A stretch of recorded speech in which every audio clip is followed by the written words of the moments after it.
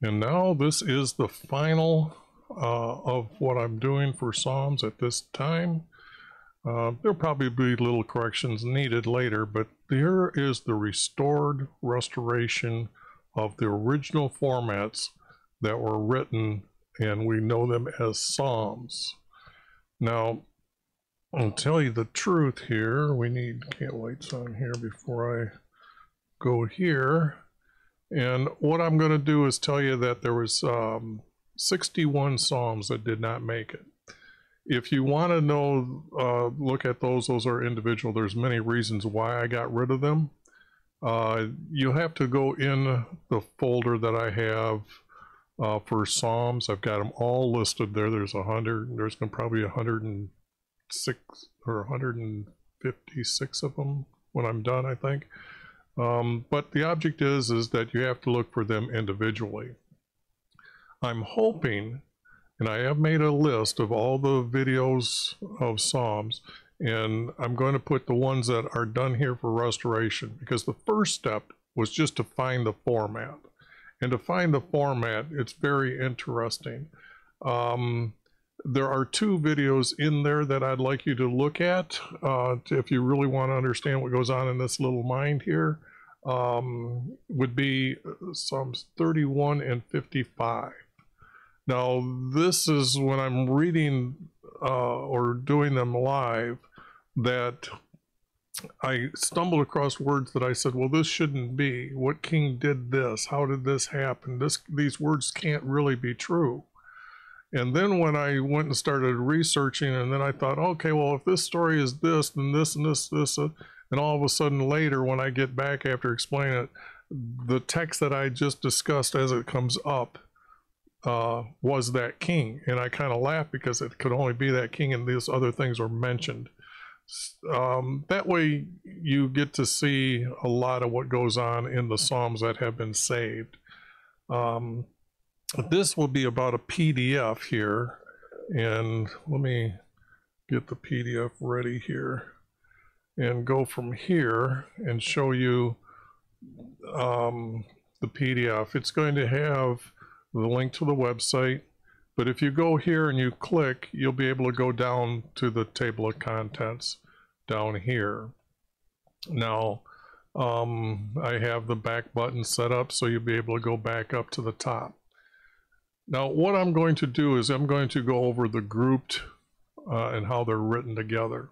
And each of these groups are how I feel that they should be listed. I probably will be putting them in a different order just because the more I'm thinking about this, it just should be done.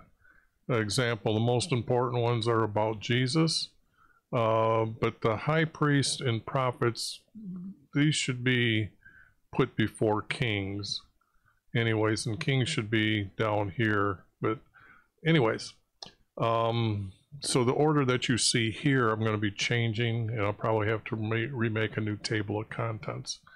But if you don't know where heaven is located, there is one Psalm and only one Bible that actually tells you where our Creator is at, and that link is right here. So if you were to click here, you would come down here and you'd find a few of these other links that I think are very important. How Jesus defines what is the Holy Spirit, where heaven is located. Jesus never walked on the water. That video is pretty interesting. It kind of shocks people, but they realize as soon as I point it out, they understand, like, yeah, okay, it makes sense. This is about proof of afterlife. You have a soul, but it's only for males right now. Science will catch up at some time for females. And what I'm going to do here is I'm going to go to Yah. Now, what is Yah, or who is Yah? Well, that's what I have these ordered specifically to make sure people understand that Yah is Jesus, but it's their name for Jesus at their time. Now, how did I arrive to that? Well, in Psalms 149, King Jehu named Yah, or used the name here. in the title.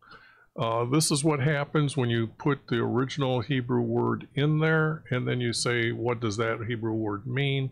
You have to go look at all the verses, and that's what you'll find in the listing of the videos, that how I already got step 1 and step 2, and they'll be all grouped together as step 1 and step 2 of that video. So when you have that list, you can go there and see what's going on. But what I did was explain that in this one here, here was his name, and then it was be glad in his king for us. His king is our Creator talked about, the king who is to come forever and have a kingdom in heaven forever. And then comes down here, and rejoice in their king and praise his name. Well, praise his name is up here. So this is why, this is my proof that Yah is Jesus, okay? Their name for Jesus. I don't pay attention to the secular world. The people that are leading you and guiding you, or whatever they think they aren't good people.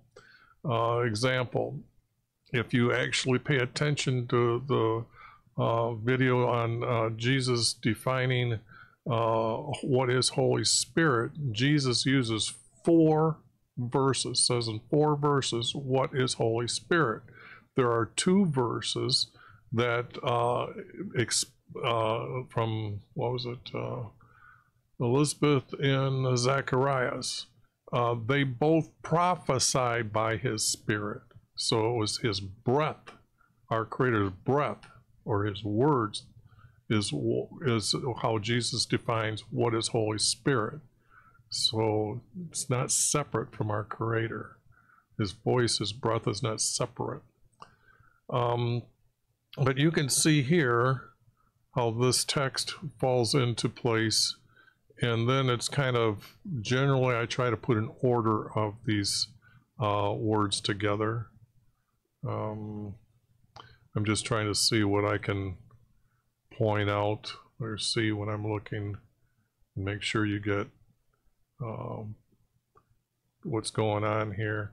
Now here, what you see up here in the title, I also have this one put in Kings as well, because King David said this.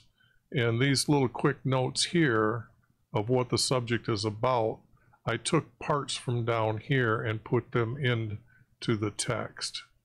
Okay, some I just said, okay, what happened to this space here?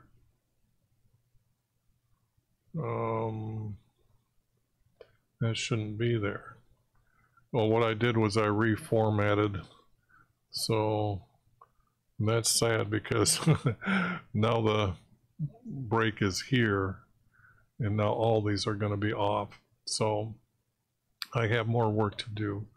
But then again, by the titles, you'll have a quick idea of what's going on in these. But as you can see, there's a lot of red text in here.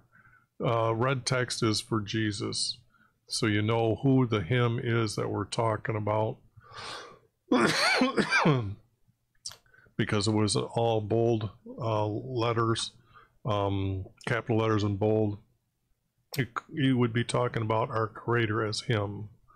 And then Jesus will have just the first letter as capital. Because a lot of this text, I know I've changed the word, but they become very clean, and they become very truthful of what the words are. Now I didn't highlight this as make it red text. I just capitalized it for the simple fact that they aren't done yet. Okay, so we only can speculate here, because a lot of these will speak that he's going to be as a king, and he's going to be conquering.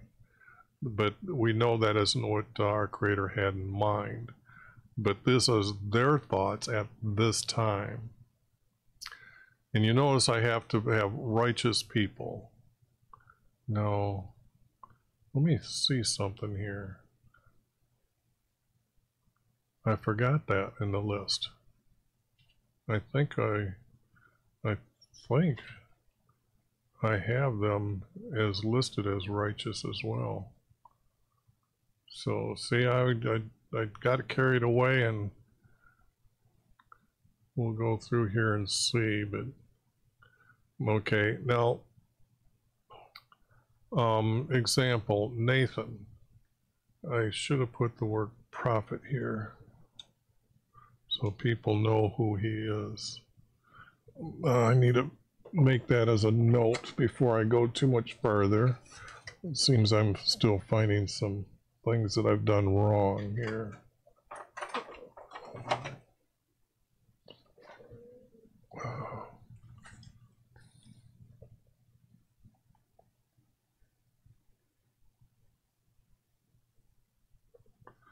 Okay. This way people know that they're a prophet. I know the names, so I know what's going on, but those that are new will need to understand who they are. So as I go down here, see, righteous people, this is pretty much written by someone I could not figure out the text. Okay. So I could only title it as righteous people are waiting for Yah. I couldn't claim the name. Here again, I couldn't find a name or example. Let's read this one. YHVH will answer Yah in his days of trouble. Then our Creator will set him on high, put him in heaven. Then he will send him help from heaven. He will set him on high, which means, I guess if I change that word so it doesn't mean heaven, it would mean made him special. Set him on high. Then our Creator will, I would say, anoint him. I know that's, people might not understand why I would use anoint, but to set him on high means to more or less here mean pointing him out as being special. And I guess if you're walking around healing people, getting rid of demons, this is set him on high, but they wouldn't have known that. Anyways, he will send him help from heaven. See how I used the capital letters he to read. So if you see he written like this with an E as or a capital letter H and E, you know the difference of who I'm talking about, and the text would reflect that as well. Support him in Jerusalem and guide him in his heart's desire and guide him in his plans, and they will sing with joy of his victories. So see here, he's as a king, okay? In the name of our Creator, he will set up our flags. Now, what are flags? You have to understand that each tribe had their own flag. When you see the word nation and the word kingdom, and you've seen me doing a lot of correcting of those words, the fact is that Israel is a nation because it has different tribes, and they had different flags. If you look at the United States, each state has their own flag, and each one has an individual government. This is why a lot of people that understand the Bible text understand that the United States was set up like the Bible, where Israelis had each their own tribe, and they had their own flag, and these were called a nation. When you talk about a kingdom was a certain territory. It wasn't all divided up. I know at the time that Jesus walked on earth, even at Babylon time, that would have been the end of Jerusalem, you would seen that in Daniel, they had what's known as different provinces that they were rule over or have a governor over, but they didn't have their own flag. So you understand what the word kingdom meant as a block, that it was all called Babylon. But it's very interesting to understand that they will set up their flags, meaning that they're all going to pronounce that, yes, we're with Jesus. And he will grant his petitions, and you'll know he will save his anointed, and he will answer him from heaven, and with the strength of his hands. By the strength of his hands.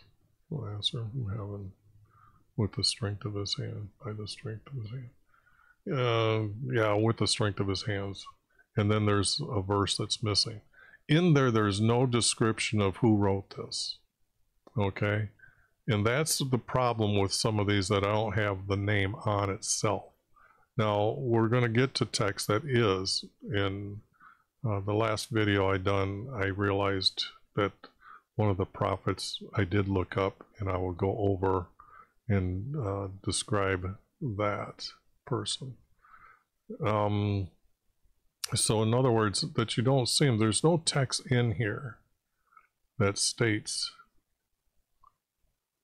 and I can see that this here needs spacing now. Yeah, I've got to go through all this and reset them, because when you put it into a PDF, it needs page separation.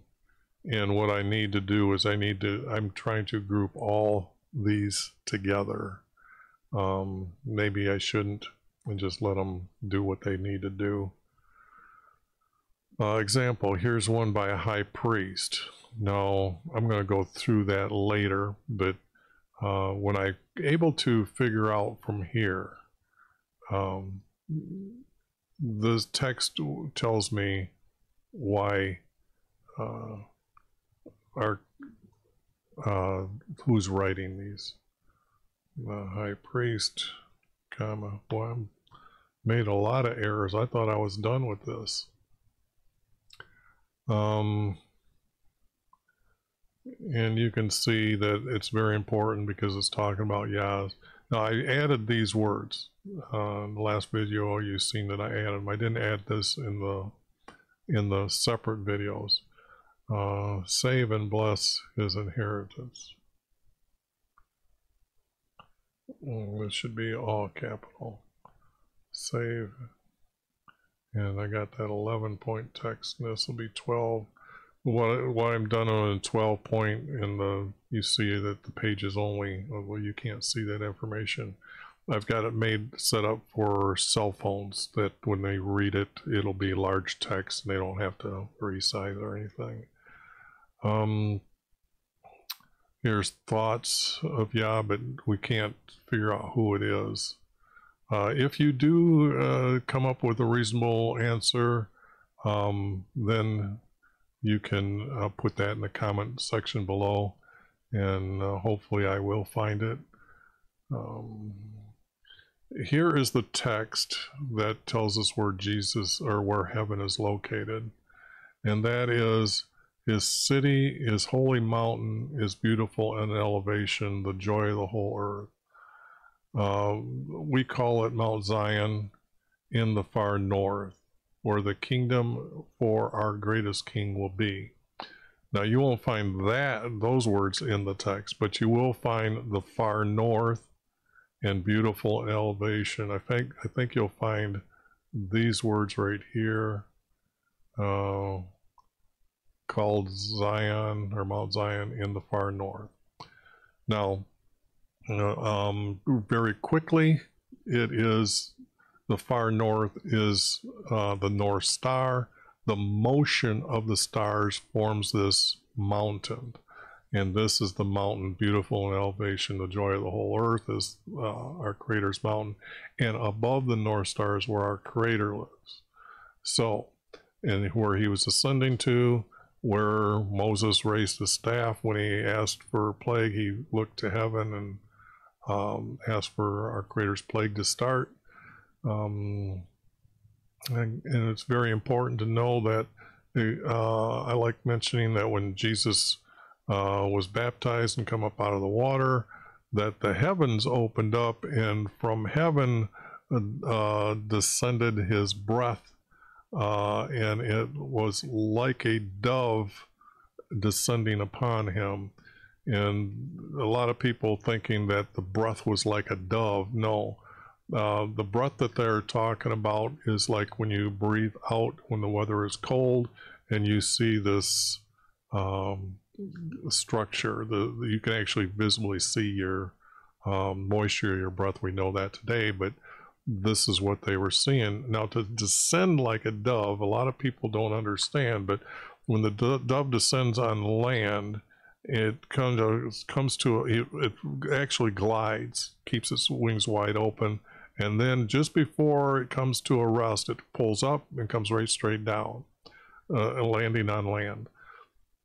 And this is what they seen, his breath. The heavens opened up so they could see where it was coming. It started from the North Star and descended onto Jesus. So this is the anointment I was speaking of, that our Creator prophesied that he will anoint him. Now, why is the anointment so important? Well, the important part is that then Jesus became the king, priest. You need to enter into his tent for meeting with him, or the house for meeting with him. They had to be anointed to go in and be accepted as a priest, to fulfill our Creator's law for priests. And Moses poured oil on every one of their heads. So that means that it was this anointment was now Jesus could forgive sin. A lot of people don't know why Jesus was baptized. Well, this fulfills our Creator's will to have he anointed him, okay, with his breath. And then what you'll find in the stories, how they change or what happens after, he's also given ability to, one, forgive sin, and that they question him, and he says, well, I can forgive sin. But this is why, is this anointment at his baptism. Then he's able to not walk on water. He glided over the water. A disciple said a ghost. There are white caps, and don't walk up and down white caps. But when a disciple says a ghost, then he was gliding over the water. On their way back, he controlled the wind and the water. He calmed them down and calmed the winds down. These are the things that Jesus done after baptizing. So this anointment was extra special. And I believe I'm the first teacher to teach this.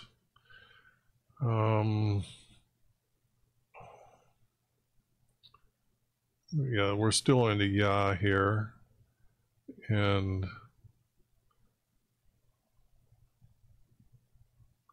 I'm just trying to think, okay. Now here, I kept, a lot of the errors were that I kept confusing Jeremiah with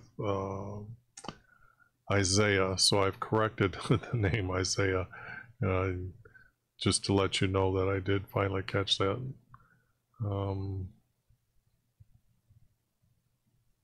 Here it's Daniel or Jeremiah. We know that there's two prophets at this time, and then there's another prophet when they return. And then that prophet, I can't think of his name right now, might be coming up in the text below. I'm not sure, but those words could have been said by either or men here in those.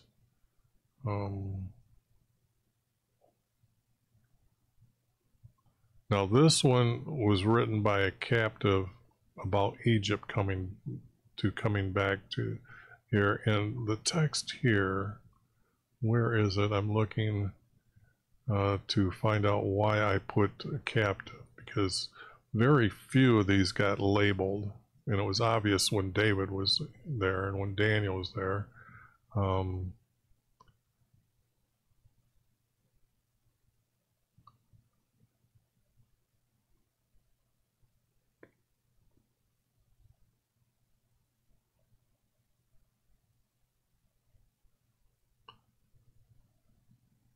Now I had to add the word second one, because to make it true I needed to add that. I didn't go over that except for in the last video, but I don't think many people are going to look at that video. I just thought I'd mention it here.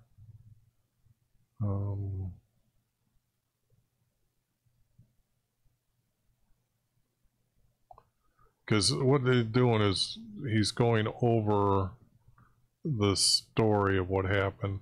I also had to add this guy's name here as well, because there was 3 of them when the text you actually read it. This one made a calf, and then it was not an ox, it was a bull.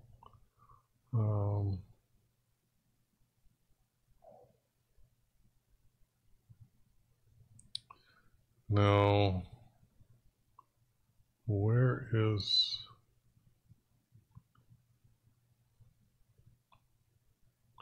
Okay, to get this far, you know he had to be after all this happening, because he's reminiscent about so much of it. Now here he goes through, okay, here the kingdom of Israel is gone, okay? So this text, that part's gone, so you can't have the writer before them.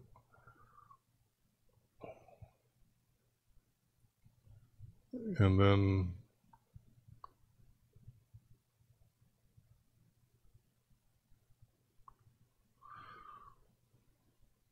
yeah, it would have been in this text here that it would have been Judah gone in there, because he looked upon their distress and heard their cry, remembered his promises for them, and according to his love, he made them objects of compassion by their captors.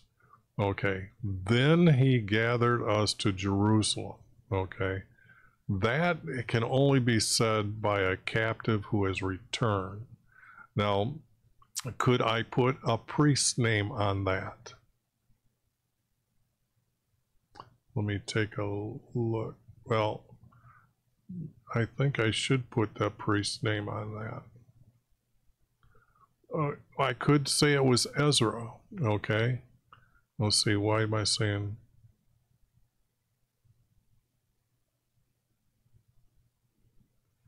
Then he gathered us to Jerusalem from among other kingdoms. Okay, this part here, from other kingdoms. Now, this means that they were, because I really don't trust those that have wrote history. When we know Rome took over, Rome had to go and conquer to take over Persia, I believe. So there were still portions that they had not conquered yet, and depends on when they were well, I guess that's way too early or later. Because when they returned, I know the text is confusing, but our creators revealed that actually the second king of Babylon told them to go down and reestablish the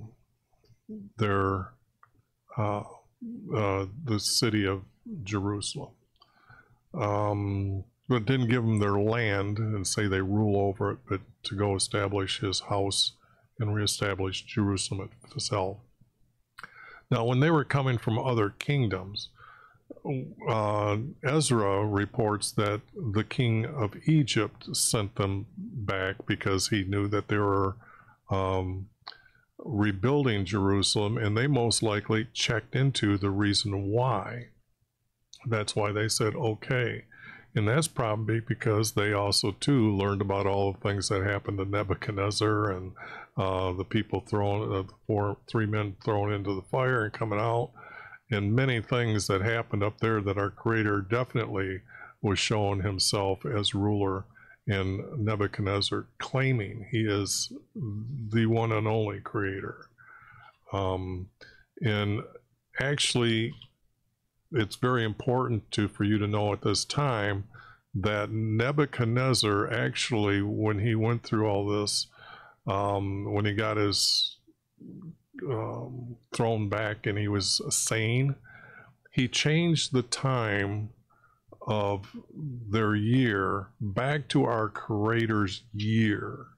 Now, it's very important. How do I know this? And that's only by reading the 1611 preface that you find the editors in 1611, they were overjoyed, and they were talking about just the learned man will be so happy because the first emperor changed our Creator's calendar to now their calendar, where the winter solstice is the calendar that we have today. Yet actually our Creator had the summer solstice as the first day of the year, and Nebuchadnezzar set it up, but we know it was changed only by the 1611 preface. Just small little facts that you should know that what's going on here. But other kingdoms, they could have been more, Egypt wasn't that powerful anymore. They were pretty much destroyed after the plagues, but later you still know they had other kingdoms from Ethiopia and stuff like that that people had fled to, but he gathered them back. So I could put the king here, or I could put it as Ezra, and I know that there's also could have been the high priest that they had at that time. So I better make a note of that as well.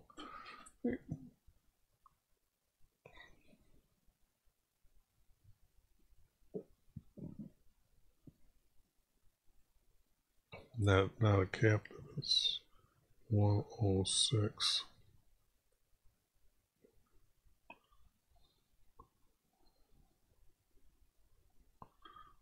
And it's high priest or Ezra.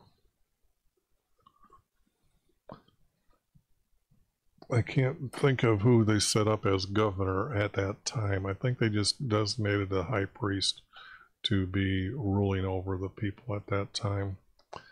I'd have to re-examine. Let's see. Again, we're still in Yah. I should hurry it up here a little bit. Unknown writer. Like I said, you find out what you can find out and establish. I'm really interested in, if I forgot to add the text. Now I need to, let me highlight that. And then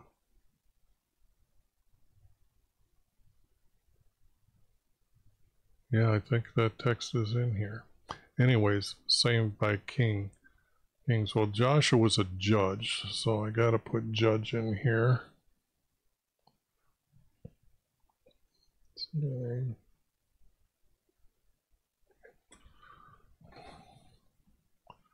Now we have killed the pagans.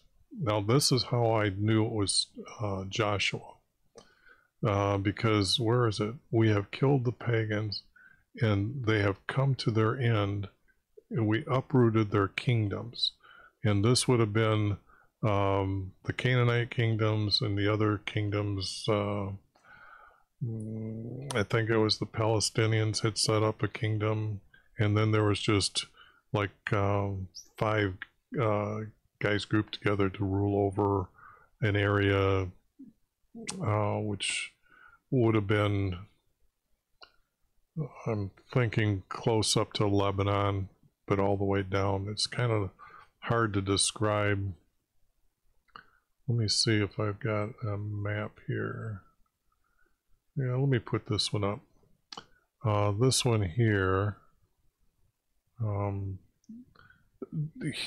down here is where they most likely crossed, and what happened was, let's see, as they, well, that's not really a good map. let me, oh, I'm in that group. So it should be here. Oh, sorry about this, but I do want to get the right map here.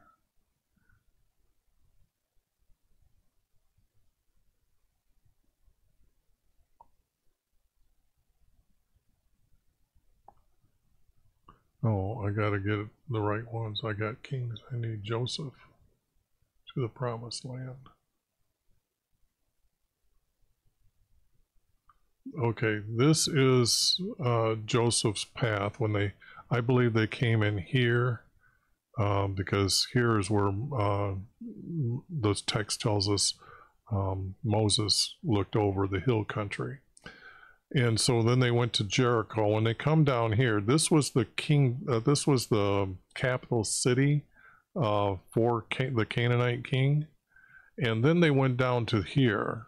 And this is why I'm saying the Palestinians, this was their territory here, or somewhere down through here. Then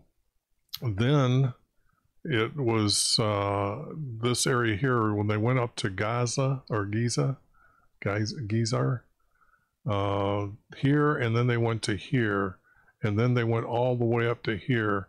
And it seems like we have no knowledge, but I'm pretty sure these were well established by Canaans, okay?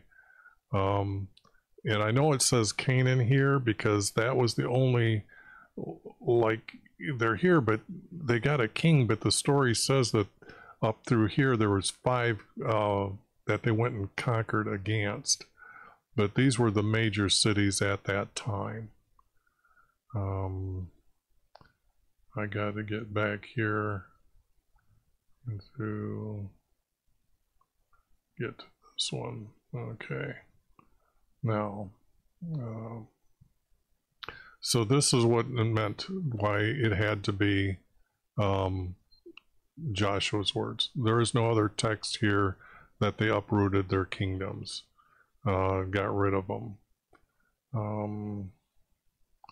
Let's see. Again, Joshua did this one here as well. Where would have been the text that says this?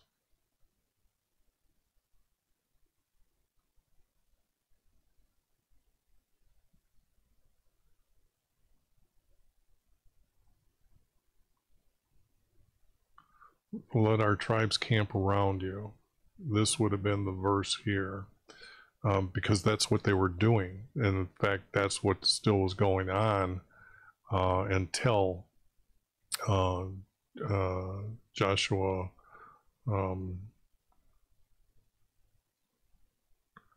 turned around and divided the land up.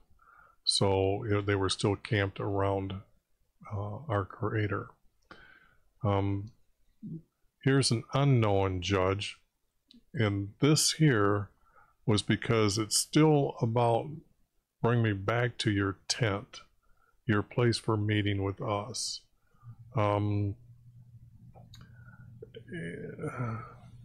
Against the ungodly in your nation. This has to be when it's the kingdom is set up, the tribe set up, and someone else different, because they're a nation because they have actually established lands. Okay, this is not referring, it's not referring to as a nation coming out of Egypt, okay, and not having land. It's about in your nation, okay? So that's an unknown judge. There's I think there's 200 to 300 years missing, and that's about all the judges. Now, King Saul, why did I have King Saul here?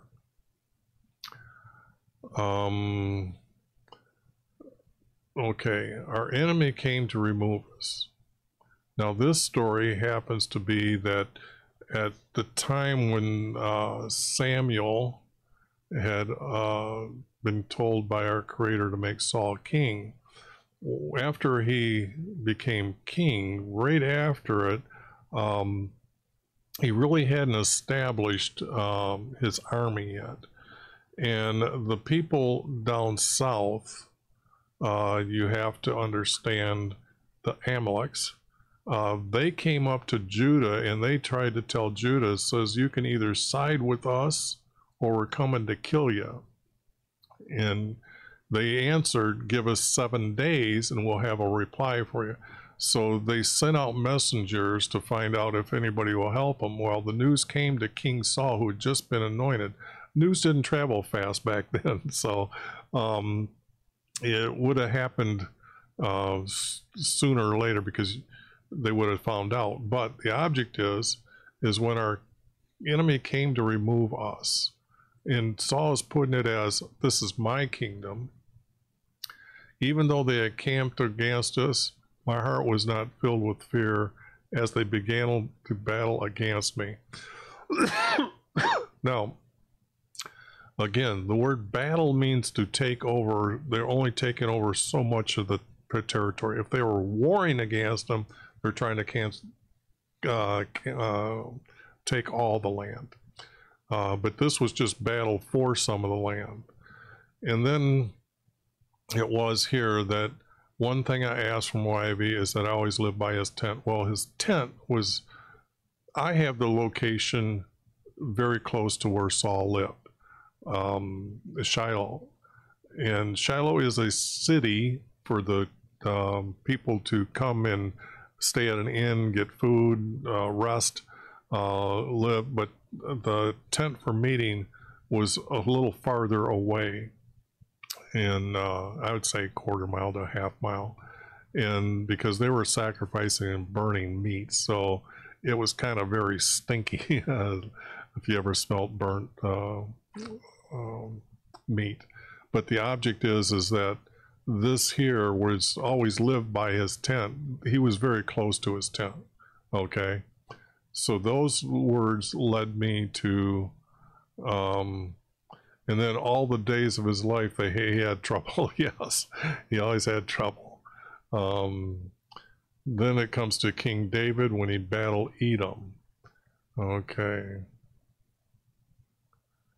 Where is this word? These words here.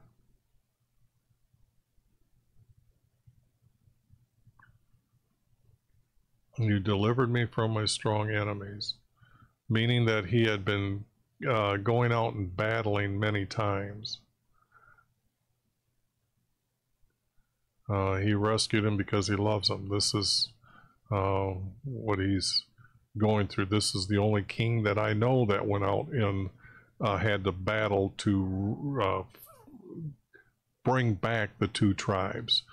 A lot of people think the 2 kingdoms were split only once. They were split twice, or that's the way they separated themselves, because when you get to why they wanted a king is because you will find they were separated. But when Saul put out the command, they came from Israel as well, is where the text will say. Just to let you know that there was 2, it was back, and then David put it back together. But he did have to go battle everybody to get back. When troop charged against him, he trained his hands for battle. This would have been from his youth up. Overtook my enemies. Other kings didn't overtake their enemies. Okay, here's the real important ones. He delivered me from the cause of their king. Okay, this would have been Abram, up by Damascus, the Armenians.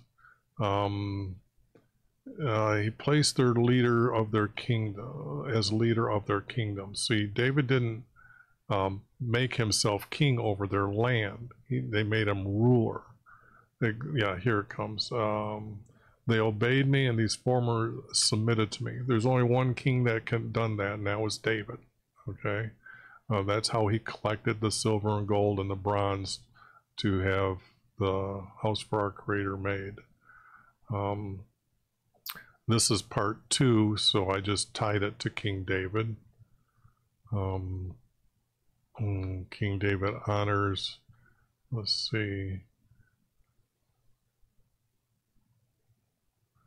the only king that would have been able to say these words here, out of the grasp of the ruler, because the other kings got overthrown, okay, when they went to battle against the Assyrians. All Israel, example, when Abram come down, they took East Manasseh, okay, that was the first loss. Then it became later that Assyria come down and took all of, let's see, I should have that. Oh, I got David conquering a lot here. And yeah, David was very, the text was very descriptive of what he had conquered.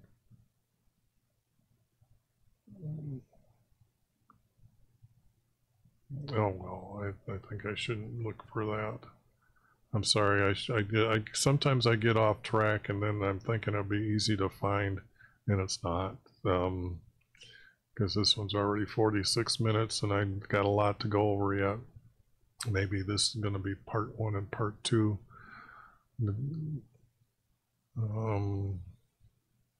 I wanted to try to describe why. When you read David's, you'll find the reasons why, and that's, like I said, because he battled and he was redeemed and he didn't lose. Now these are from King Solomon for the fact, gate for his house, okay? And I know there was gates for the tent, but it's the gates for Jerusalem, so the word house has to be here, okay? Now where the tribes celebrate the statutes for Israel, this is when they were still obeying our Creator by coming and celebrating the Passover, and they did it by gathering at Jerusalem and everybody partaking in the celebration. It was a statute that they did this. It wasn't a command, it was a statute. There are only 2 statutes, maybe 3 statutes, and this is the only one I can think of right now is circumcision. But the thing here is you have to understand that the tribes were celebrating, and the only person that would have been in that throne is now for the sons of David, which would be definitely him being one of the sons for David. Let peace be within the walls and prosperity. This was the only one that really had a lot of peace, okay, out of all the kings that were there. Now comes this king here, Ahab. Ahab. I don't know whether to divide it with just an Ahab. Okay. My life was wasting away, groaning all day long. Then I acknowledged my sins to you, and I confessed my transgressions. You forgave my guiltless.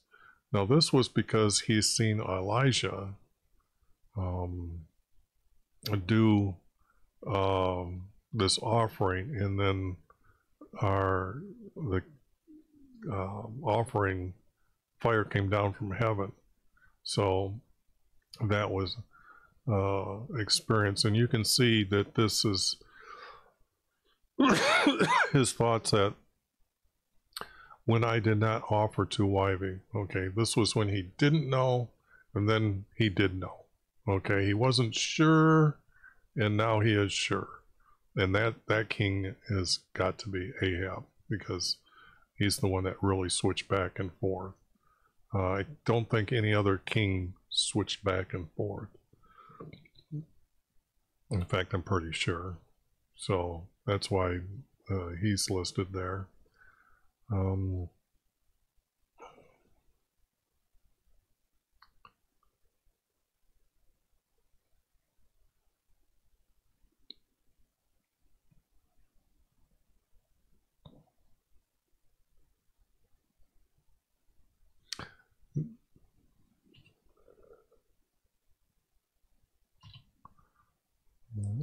walk around the walls. No.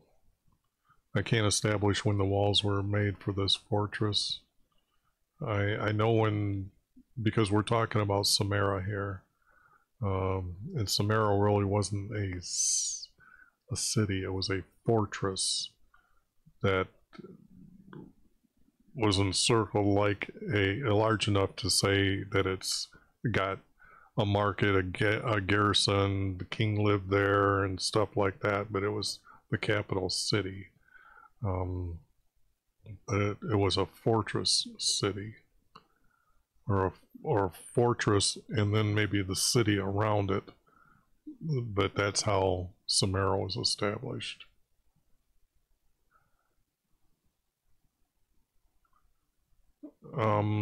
This type of speaking, yes, because he went through a couple experiences where, how could I bear it?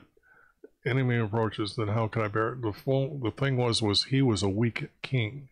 He had very few, he didn't really have an army to say.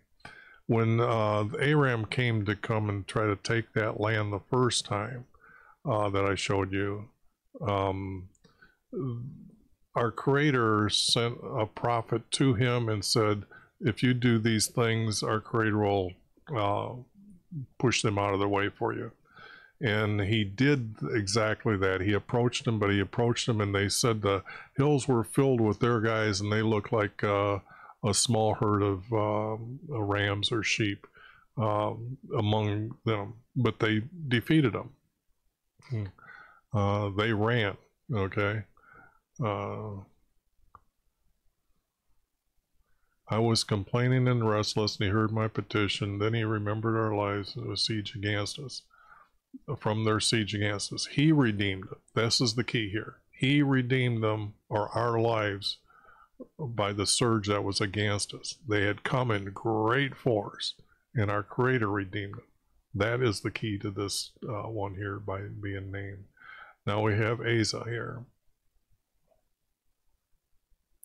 Okay, Ahab wasn't the one that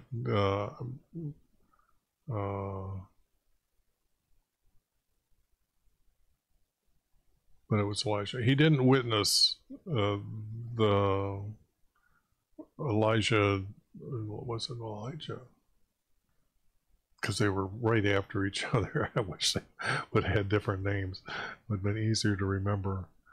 But I know Elijah was the king, or was at this time. Let me see here. Let me make sure. Yeah, Elijah came after, so this would have been Elijah, or Elisha at this time. And it was Elijah that did the pouring, I believe. Anyways, who witnessed, yeah, Elijah offered this offering and he's seen it.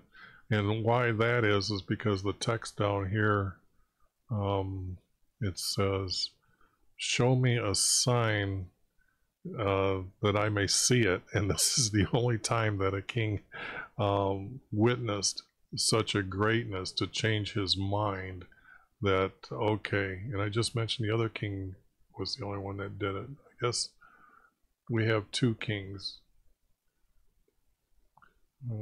Yeah, especially when I pointed out I'm wrong. I gotta admit that I'm wrong. Sorry about making a lie to you there.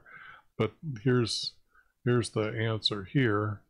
And this was the sign that you have to, this was a great sign. And so the only one to be able to write this text became the writer of this text. Now, Jehu, when I was doing some of these, this guy, like I said, 55 is a really good one. When you see my thought process, like, how can these words be said? Like, no worthless idol before my eyes. I hate the deeds of those falling away from you. I mean, what king would write that? What was it? Their perverse hearts departed from him. I mean, what kind of king writes that? And then it says, I will kill them. I think it said I destroy them, but actually he killed them. So, and then when you realize that Jehu did kill them, I mean, he went around killing all false priests, soothsayers, and everything to clean out Israel, or yeah, the kingdom of Israel. And here's him dedicating that his way of life is the way our life should be, and he is really getting rid of those who practice even deceit. They're gone. He's done with liars. He's done with everybody. He is a great king. This here is the text, like I said, he put here. This king here. Okay, I guess I should put up the king's list of who these kings are, just so.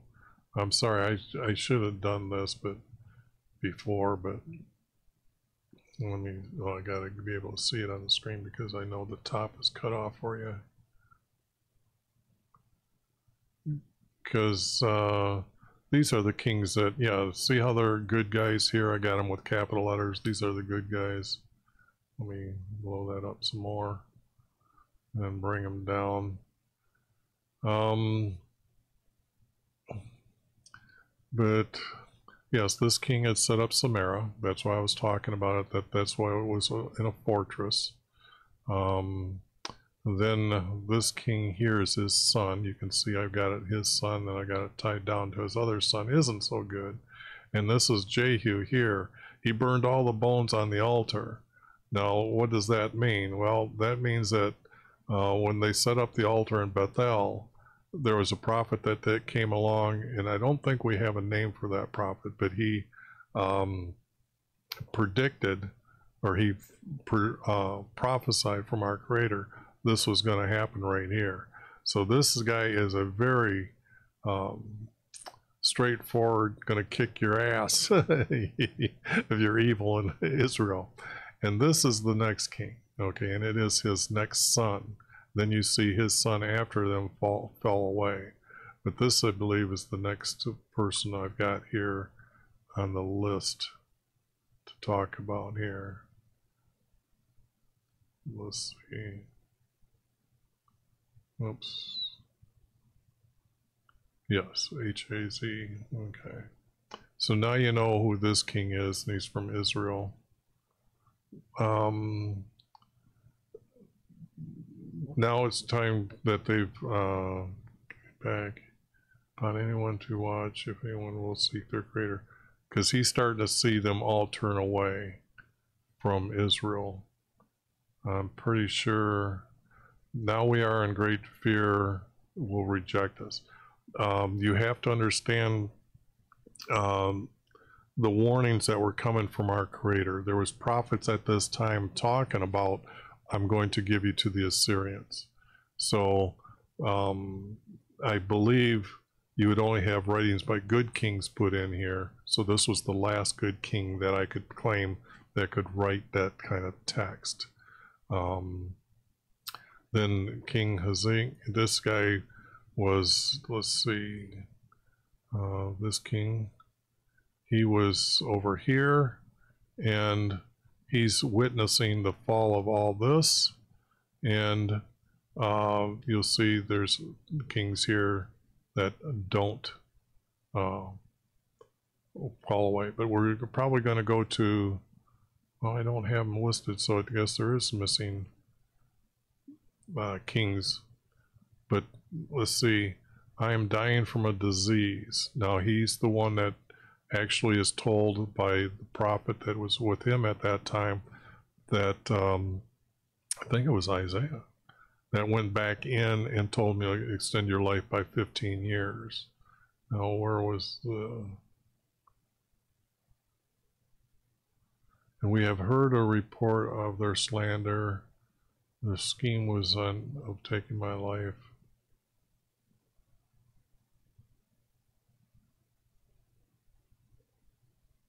Yeah, this was, here's the text that describes this. The guy that came to their gate actually was boasting and bragging that your Creator is nothing, and that I've got just done killing all those people that were trusting in their God, and your God is nothing anymore. And then it was, how great is your goodness to us, you promised fearing, and kept them sheltered. from the bragging of his tongue, meaning our Creator had sent him away for the simple fact that that's what he did. He made him hear a rumor, and that guy left, and they were saved because they didn't really have a great army to be able to go out and defeat him, and the text reflects that. Our Creator kept them sheltered, and from our besieged city. There was only a few times that a king could say that the city was besieged. Then this one here was, do not hide your face from me. Okay, now when I talk to you about face, it's kind of, he's talking from heaven. Do not hide your face from me. Looking here.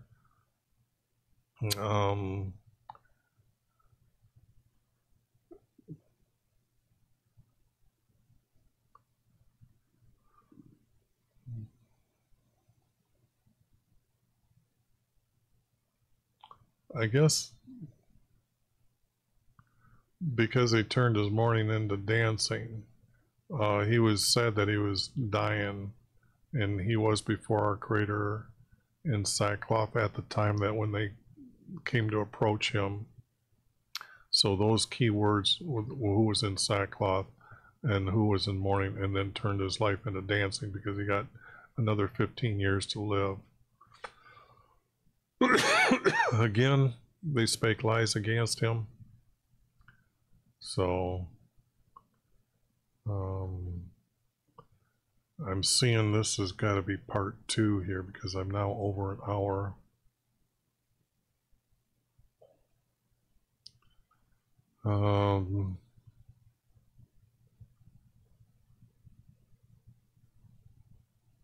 Now this here, when it says eyes are dimming, a prophet's eyes were dimming as well. Who came to remove us. Here, yeah, that, okay, we're more powerful than he. That, those two, that hooks that up with his name. Again, he wrote again, the day of my distress.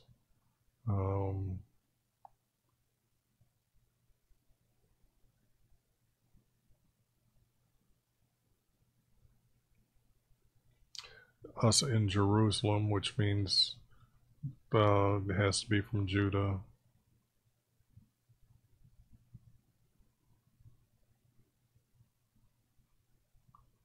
He's talking about the captives that are away in Assyria.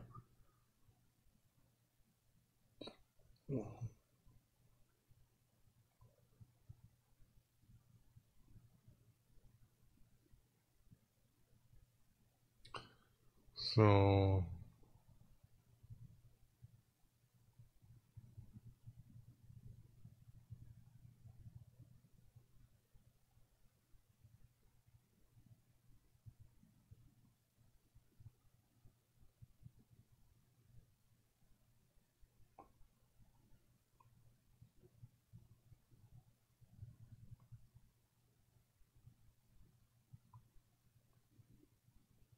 okay, I'm going to stop there because I might need to change this king's name here, and I'm going to show why. But this is going to be 2 parts. I'm sorry, but this has got to stop here at 1 hour. I don't think I should take you through a whole nother hour because I know the prophets I got to go through just like I'm doing the kings. Part 2 coming up.